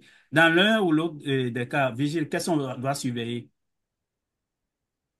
Qu'est-ce qu'on va surveiller? Bon, disons, il n'y a pas grand-chose, hein, de mon point de vue, parce que on a déjà parlé de la photocopieuse, donc elle va marcher, donc on connaît déjà à peu près qu'est-ce qui va être l'issue de mon point de vue. Mais il a un aspect intéressant quand même dans euh, ce dernier épisode-là, puisqu'il s'agit, n'est-ce pas, des acteurs du système, eux qui nous ont toujours conseillé, oui, d'avoir confiance en la justice, elle est crédible, elle est ceci. Bon, ils vont faire face eux-mêmes, n'est-ce pas, à cette justice. Et vous voyez déjà sur les réseaux sociaux, après un temps de torpeur, quelques éléments beaucoup, n'est-ce pas, montrer la tête, condamner ce qui se passe, alors qu'ils étaient tous dans le même conseil hier pour, pour, pour frapper les faibles, n'est-ce pas? Et donc, euh, il a un aspect spirituel, c'est ce que j'allais dire. Il a un aspect spirituel dans tout ça parce que est-ce que ceux-là qui sont aujourd'hui soit en prison, soit en exil, ils ont été là sans certains des acteurs aujourd'hui qui sont en cause? La réponse est évidemment non. La réponse est évidemment non. Et bon, aujourd'hui, ils sont là, c'est eux qui auraient pu, juste d'un claquement de doigts, sortir telle ou telle prison de telle ou telle personne de moins de situation. Aujourd'hui, ce n'est pas possible. Même les prières ne fonctionneraient pas, n'est-ce pas? Parce que le système, la gouvernance est telle que, eh bien, vous voyez, toutes les interrogations, les avocats ne peuvent même pas les évoquer à la barre et pouvoir les sortir d'affaires. On veut régler un problème. Et au-delà même, on suppose même que tout ça, c'est vrai. Le politique profiterait pour régler un certain nombre de problèmes, démanteler, n'est-ce pas, l'écurie Olivier Bocor. Même si, et ça, on a oublié de le dire, quand vous regardez les différents narratifs, même le procureur spécial n'a pas pu nous dire, lui qui apporte des preuves, il n'a pas pu établir clairement le lien entre les 1 milliard 500 millions, n'est-ce pas, et Olivier Bocor. Qu'on ait retrouvé ça chez Oswald Mbeki, ça passe. Si c'est son argent, il est coupable, c'est trouvé. Mais il n'a pas pu nous dire comment il fait le raccordement avec Olivier Bocor, qui n'a pas été arrêté dans une maison, qui n'a pas été arrêté chez le chef de l'État, qui a été arrêté, c'est vrai, lui ne précise pas, le procureur spécial. Les avocats disent qu'il a été arrêté en route. Donc, que cela arrive comme ça aujourd'hui aux acteurs, vous demandez si ce n'est pas le côté spirituel qui se joue aujourd'hui. Et cela pour dire quoi également? Eh bien, cette situation qui arrive à Olivier Bokor, à Oswald Omeki, ce n'est pas pour lui souhaiter, mais ça peut arriver aussi demain au chef de l'État. Parce que c'est un coup d'État qui a échoué maintenant, qui vous dit que le prochain ne va pas réussir. Encore une fois, je n'appelle pas le coup d'État, pas du tout. Moi, je suis même contre les dictatures militaires parce qu'elles sont pires que même ce que nous décrions aujourd'hui comme gouvernance de Patrice Talon. Et c'est pourquoi nous disons, nous faisons ce que nous faisons justement pour qu'on reste dans la démocratie. C'est la démocratie, de mon point de vue, la bonne gouvernance, qui est le salut des uns et des autres, qui pourrait être notre salut. Et c'est pourquoi nous devons pouvoir dire au chef de l'État que, eh bien, il doit forcément revoir cette gouvernance parce que s'il n'y a pas d'issue et qu'il y a d'autres tentatives qui désormais réussissent, ouais, il nous aura créé à nous tous, à lui d'abord, et à nous tous de problèmes. C'est pourquoi il faut forcément régler les choses voire même dialoguer avec les Béninois. Le chef de l'État, qu'on le veuille, qu'on l'aime pas, eh bien, il a quand même de bonnes choses. Tout n'est pas mauvais, loin de là. Au moins, moi, je trouve en lui quelqu'un qui a une vision, par exemple, qui a une vision, qui sait là où il va, même s'il va en se foutant de tout le monde. Mais il a des choses à revoir. Voyez-vous? Donc, pourquoi ne pas revoir ça maintenant que ça là a échoué si, bon, j'épouse, disons, le déroulement des faits, eh bien, pourquoi ne pas revoir les choses simplement et faire les choses dans les normes? Parce que, eh bien, quand ça réussit, ça n'avertit pas. Quand ça réussit, ça ne se surprend pas à 2 heures, à 1 heure du matin. Donc, moi, je pense que le seul salut, eh bien, c'est rester dans les règles démocratiques, c'est rester dans le dialogue et c'est encore possible, de mon point de vue. Avant de laisser la parole à Arimi pour son dernier mot, en quelques secondes, Vigie, comment expliques-tu, pardon, le silence du Parti Les Démocrates? Est-ce qu'on aurait pu souhaiter un petit mot de leur part par rapport à la situation? Mais les démocrates, est-ce que nous-mêmes, là, avec ce que nous avons dit, on a pu apporter de la matière sur laquelle un parti politique sérieux va pouvoir se prononcer? Tous ceux qui se sont prononcés, à l'exception de Moël Béné, je disais tantôt, eh bien, on se fait sur ce que le procureur a dit. On prit ça comme une bénédiction. On dit Amen simplement. Et on dit Patrice Talon, Paido, Asia, Paido, Paido, Paido, Makende, Mene, Mito, Goudoupe. Comme on dirait à Porto, quoi, on te soutient, t'en fais pas, la démocratie ne va pas chambouler. C'est ça que vous voulez que les démocrates viennent dire alors qu'ils n'ont aucun élément. Je ne crois pas. Au mieux, ils vont certainement parler comme Moël Béné, à savoir que, eh bien, euh, euh, euh, il faut que notre démocratie eh bien, puisse enfin, appeler à la paix, etc., etc. Parce que d'une manière ou d'une autre, que cela soit vrai, que cela soit faux, c'est de nature à déstabiliser, donc appeler les uns les autres à la paix. Ce n'est que ça. Et ça, ce n'est pas dire grand-chose. Donc, on ne peut pas les condamner. Vous voyez, beaucoup s'interrogent. Les démocrates n'ont pas parlé comme si, bon, comme ils n'ont pas parlé, on soupçonne qu'ils seraient avec Olivier Boko, ils seraient avec Ozan Mbeki. Non, il faut que, de mon point de vue, qu'on sorte de tout ça. Qu'est-ce qu'ils vont dire, selon vous? Merci beaucoup. Donc, Harry, monsieur, toujours pour les deux procès en vue, qu'est-ce qu'on doit vraiment surveiller? Et puis, peut-être un petit mot sur le silence inquiétant des démocrates. Ça n'inquiète Non, personne. moi, ce qui m'inquiète, c'est beaucoup plus les défenses dans les deux dossiers. Hein? Dans le dossier Steve Amoussou, c'est la défense qui devait éclairer l'opinion, ne serait-ce que leur stratégie de défense, et sur les reproches qu'ils font à la procédure. Hein? Pour qu'à la fin, on puisse savoir, oui, voilà ce qu'il n'a pas tourné. Bon, voilà. Et sur le cas de ce qui se passe également, c'est la même chose. J'ai même l'impression, je ne dirais pas qu'ils ont donné de la matière au procureur spécial. Mais bon, ils ont fait des affirmations dont moi, je me pose encore des questions. Il faut qu'ils viennent expliquer à l'opinion leur stratégie de défense, les difficultés que leur font le système, hein, pour les droits, le respect des droits de la défense. Parce que eux, ils sont là pour le respect des droits de la défense. C'est pas eux les accusés. On peut tout faire à la fin du procès, ils vont rentrer chez eux librement. C'est pas évident pour les accusés. Donc, ils sont là pour la défense des droits des accusés. On a eu une belle sortie comment vous appelez, de l'ordre des avocats pour expliquer un certain nombre de choses, pour souligner un certain nombre Les grands principes en la matière. les grands principes, par exemple. Hein, c'est ce qu'on doit souhaiter entendre de la part des avocats. Sinon, ben, l'accusation est à son rôle. Il veut faire emprisonner des gens qui gênent et ils iront jusqu'au bout. Mais en face, qu'est-ce qu'ils font? Et puis, bon, pour les démocrates, je ne sais pas s'ils ont silence. Enfin, leur silence, là, moi, j'ai un peu. C'est qu'ils ne parlent plus de rien. Hein? On a l'impression que cette histoire-là les a aussi tétanisés. Et puis, bon, non, à défaut de parler de coup d'État, mais bon, qu'ils fassent comme si de rien n'était au moins. Et qu'ils continuent de dérouler leurs activités, leurs programmes de façon classique. Hein? Et que, mais là, si eux-mêmes, ils doivent. Moi, je ne sais pas ce qu'ils peuvent dire sur le dossier. Hein? Sur le dossier de tentative.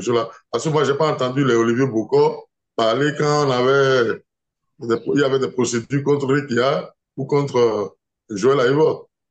Maintenant que ça se passe entre eux, hein, ça se passe entre eux, je ne vois pas pourquoi politiquement, hein, sinon en principe, ce dossier-là concerne tous les Béninois. Qu'on dise que le Bénin aujourd'hui est dans une phase de coup d'État comme processus de conquête de pouvoir, c'est très problème. préoccupant. Ouais. C'est très préoccupant. Depuis 98, depuis 90, quelqu'un a dit que nous avons vaincu la fatalité, que la fatalité nous rattrape par le pouvoir, hein, par les gens du système. C'est une grande préoccupation que le coup d'État soit avéré, que la tentative soit avérée ou fausse. Et donc moi, je n'ai pas mes yeux tournés vers les démocrates. Ce qui m'inquiète, c'est que depuis, parce qu'il n'y a pas longtemps qu'on a commencé à parler de ce dossier-là. Mais j'aurais voulu les voir dans leur activité classique, puisque ce dossier-là ne les concerne pas politiquement.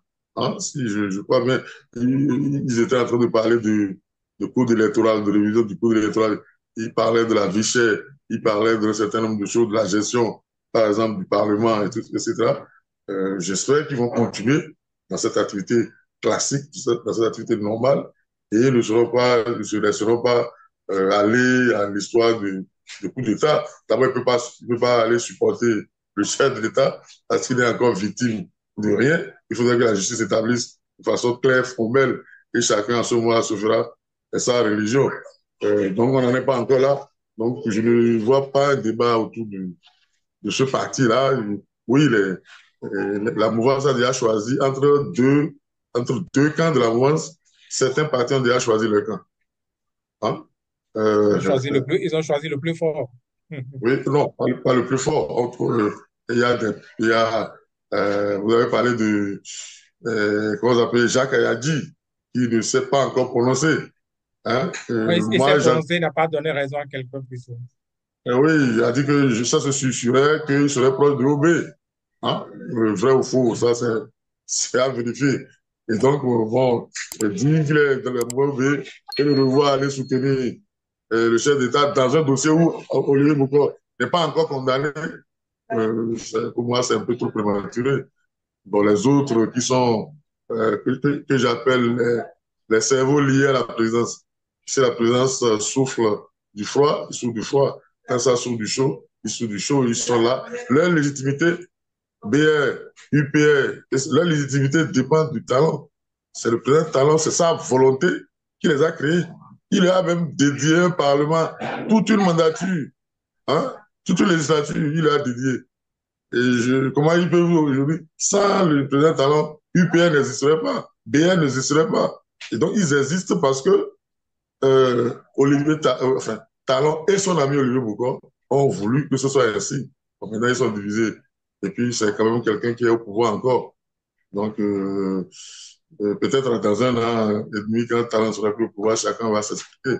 Mais pour le moment, on fait bloc autour de lui parce qu'il a encore un an de trucs de trucs à partager, hein, de prospérité. Et en parlant de partage, il avait dit en tant que eh bien, tout ce que le partageur, au début, beaucoup apportait, que c'est lui qui envoyait tout Bon, ça, que d'autres n'étaient que l'envoyé. voilà, Il a dit clairement comme ça.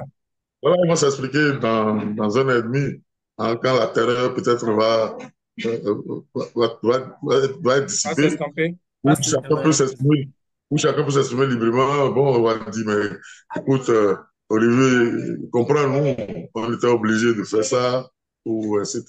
Mais je crois que nous sommes dans une situation, je vais le dire, nous devons être dans le bilan. Hein? On devait dire qu'est-ce que Talon avait dit, je fais 5 ans sur l'honneur. Bon, après un temps, il a oublié l'honneur. Et il a quand même ajouté 5 ans encore. On doit faire le bilan. Hein? Maintenant, on va faire le bilan, on dit non, que le Bénin se retrouve à la position d'avant conférence nationale. Hein? La position où tous les jours on se demande si les comploteurs On va encore vont entendre la prendre musique militaire à la voilà. radio. Brigitte, tu disais que celle-ci, cette tentative a échoué. Est-ce qu'il y a d'autres tentatives? Est-ce qu'on va réussir? Mais pour son histoire de régime de dictature, sont des régimes. Je ne sais pas si nous sommes à l'aise. Hein? Hein? Je sais pas si ce régime-là, eux-mêmes sont dans la psychose. Le régime nous a amené tout le Bénin à la psychose. Je me demande si nous sommes dans un régime de démocratie ou de coup d'État. Et je ne sais pas si vous percevez, Arrivé Toubadé, même le jeu. Vous voyez, on a mandaté certains médias pour dire ah, il y a encore une douzaine de députés hein, qui sont dans le complot et ça alimente davantage la psychose. On a même Hein? dit qu'on a apporté une convocation chez le ministre, c'est vrai Ministre, que l'ancien ministre. Oui. donc voilà, bon, enfin, si ce Et régime, qu'on ne l'a pas vu, qu'il a déjà pris la tangente, donc, ni pour mener ou à oui, mais quand le régime dit que les militaires sont pires, mais quand ce régime-là nous a amenés dans une situation, eux-mêmes, animateurs du régime, sont dans l'incertitude. Euh, je, je, moi, je ne sais pas, je ne dis pas que je vais Non, c'est peser le coup. justement ça. C'est pourquoi il faut refuser cette gouvernance-là. Parce que nous n'allons pas refuser ça au point de renier notre démocratie et tomber dans une autre dictature, une autre aventure. Donc, Oui, accrochons-nous à notre démocratie. Moi, mais c'est ce que je dis. c'est eux-mêmes qui disent que désormais, il faut essayer les coups d'État. Ils ont amené leur régime, ils ne sont pas heureux dedans. Ils ne sont pas épanouis dedans. Et c'est C'est pas pourquoi les opposants. il faut combattre ce qui Jusque-là, n'est pas bon dans leur jusque-là, gouvernance. C'est pourquoi il faut jusque-là, dénoncer. Il faut aucun opposant n'a s'insurger été contre ce cité. qui n'est pas bon. Non, jusque-là, on n'a même pas encore cité le nom d'un opposant qui serait mêlé à cette tentative. C'est eux-mêmes qui sont dans un régime qu'ils appellent démocratique, qui ne se sentent pas épanouis dans leur régime. En plus de terroriser et tout le reste, nous sommes dans quel genre de régime alors? Terroriste. Nous sommes dans un régime. Voilà, donc, OK. voilà, donc c'est pas fier d'être béninois par les temps qui courent. Voilà, les gens, on va faire deux procès et nous serons encore une fois la risée du monde entier. Et moi, je continue de parler des implications internationales. Vous savez, dans le cas de Steve Amoussou, je ne sais pas si la communauté internationale va accepter cette procédure où on vient enlever quelqu'un de force sur un autre territoire pour aller le juger chez soi. Je ne sais pas, je me demande quelles seront les capacités de rétention. Et le procès, il y a un pan, un volet même de la procédure qui se retrouve au Togo. Donc on a morcelé la procédure et le Bénin est en train de faire ce qu'il veut. Et dans le cas de figure, on parle quand même d'une banque, de billets de banque, et la Banque centrale va forcément diligenter l'enquête pour comprendre tout ça. Et ça Pour implique comprendre aussi comment. une banque ivoirienne. Mais, si après on me dit que le Bénin est une base arrière de financement du terrorisme, et à ce moment-là, on va dire jamais, ce n'est pas le cas. Mais nous-mêmes, on dit qu'il y a des milliards qui circulent sous cap dans les domiciles. Hein, et qu'on peut aller faire une arrestation. Un procureur dit qu'on peut aller faire une arrestation à 1h du matin dans un domicile privé sans mandat. Bon, enfin. Et ce que Arrivé dit est d'autant plus important, vous excusez, hein, je sais que vous êtes patienté de mettre un thème à l'émission, mais pourtant, parlant des implications, le Bénin de Patrice Talon se fait sur la stabilité, on va dire, institutionnelle, démocratique, entre griffes, pour mobiliser les fonds, parce que tout ce qu'il fait, il faut mobiliser les fonds. Après, si on ne sait pas d'où vient tout l'argent, mais on sait quand même qu'il a des bailleurs qui, eux également, voient qu'il a une certaine stabilité politique et au nom de cela, ils viennent. Mais est-ce qu'on imagine que ce soit vrai ou que ce soit une tentative, un complot, eh bien, tout ça n'est pas de nature, n'est-ce pas, à À crédibiliser le rassurer pays les... ou à rassurer les investisseurs tout court. Mais c'est un problème. Et moi, je crois qu'il faudrait qu'un jour ou l'autre, et très rapidement d'ailleurs, que les Béninois s'asseyent, se rasseyent pour réfléchir à tout ça. Parce que si on en est arrivé là, c'est justement parce que là, longtemps, nous sommes sortis de la voie de la démocratie par la faute de ce pouvoir. Cela n'engage que nous. On ne peut pas finir cette émission sans dire au moins deux mots sur la situation à Karimama, où on a eu des tirs. Je pense que pas plus tard qu'hier, il y a eu des tirs pendant des heures. Et puis on a appris il y a quelques jours aussi des échanges, quoi, un policier ou bien je ne sais pas combien qui sont morts suite à des attaques. Qu'est-ce qu'on fait à Karimama, Arimi? Ah, mais écoutez, c'est une situation qui dure depuis un moment. Donc, tout le monde sait que le défaut de collaboration entre États fait le lit de cette violence-là. Vous voyez, sur les zones frontalières, est-ce que les gens sont pas en train de fuir la grande pression que les gens du Sahel mettent sur eux pour faire des infiltrations? chez nous. Voilà, donc on ne peut pas trouver une solution à- uniquement à l'échelle du territoire national. Parce qu'actuellement, le Bénin a lancé une opération qu'il appelle Mirador ou ce genre-là. Hein? Et malgré ça, il y a de ces infiltrations. Je suis persuadé que ça ne peut être que dans une collaboration avec les autres États confrontés au même problème que nous allons régler ça.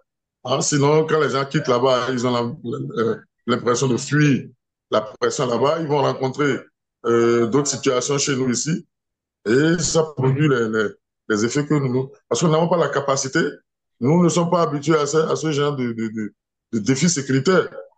Hein? Il n'y a même pas de revendication. Ceux qui attaquent, on ne connaît pas leurs revendications, on ne sait pas. Voilà, on a l'impression que c'est dans leur fuite, que dès qu'ils rencontrent un obstacle, Et se il refient y a au Bénin, quoi. oui, dans leur fuite, ils rencontrent des obstacles, et puis ça dégénère.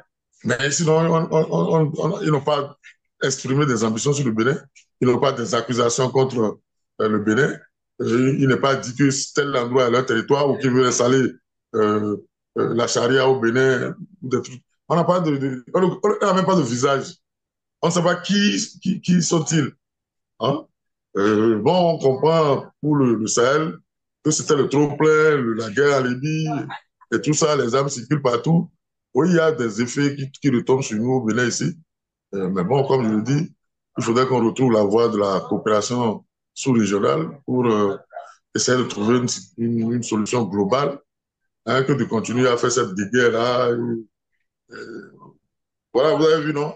On a un ennemi pire que ce que nous faisons ici, a dit coup d'État, comment appelle-t-on, kidnapping à l'étranger.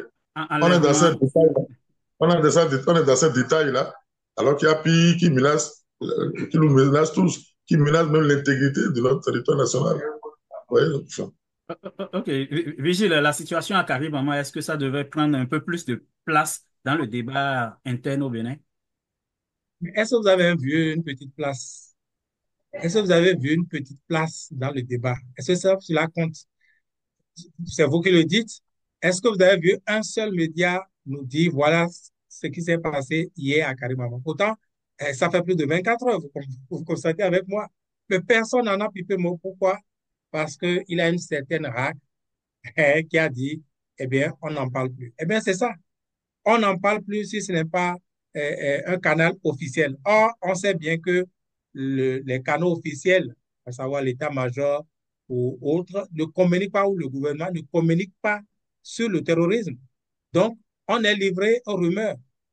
Pour les éléments qu'on a, on dit que ce n'est même pas une attaque terroriste, que ce sont les éléments, hein, des forces de défense qui se tirent dessus, des choses comme ça.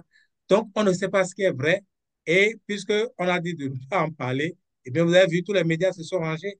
Donc, est-ce que c'est la politique de l'Autriche qui va nous sortir d'affaires? On va aussi faire cette expérience. En tout cas, nous, pour ce qui concerne notre radio Crystal News, nous avons décidé de ne même plus parler du sujet, qu'on fasse cette expérience également pour constater, parce que Karimi dit que la loi islamique n'est pas encore appliquée, la charia n'est pas encore appliquée. Il a fallu qu'on fasse cette émission, n'est-ce pas, une émission, une des dernières émissions sur le terrorisme, pour apprendre que la loi islamique est bel et bien appliquée, par exemple, dans la commune de Kalalé. La commune de Kalalé, dans le département du Borgou, eh bien, est dirigée, les populations sont partagées entre, n'est-ce pas, ces éléments-là, les amis de brousse, comme ils les appellent à Kalalé, n'est-ce pas, et le commissariat et la justice ordinaire. Donc, ce sont des faits, il faudrait, n'est-ce pas, que eh bien, ceux qui sont à même d'aller vérifier, aillent vérifier. Et si on se tait, cela va s'étaler. C'est les cris des populations, le désarroi des populations qui les ont amenés, n'est-ce pas, à informer les médias. Mais on dit qu'il ne faut plus en parler. Il faut aller prendre les nouvelles, les informations concernant le terrorisme à l'état-major, ou auprès du gouvernement ou rien. Bon, dans ce cas, faisons cette expérience pour voir également.